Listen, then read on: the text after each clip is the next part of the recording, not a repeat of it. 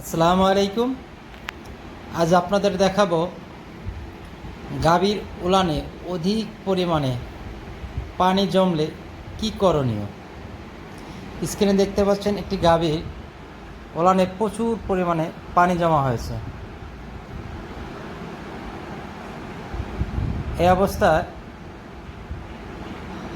গাভীকে পরিষ্কার পরিচ্ছন্ন রাখুন। নির্দিষ্ট সময় পর পর দুধ দহন করুন।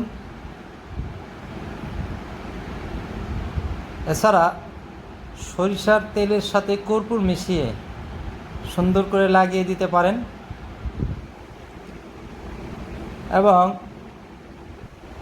ওয়ার্ডাক্সন ট্যাবলেট 10টি ও স্যাসিস ট্যাবলেট 10টি একসঙ্গে খাওয়াতে পারেন। এ ধরনের ভিডিও পেতে চ্যানেলটিকে সাবস্ক্রাইব করুন।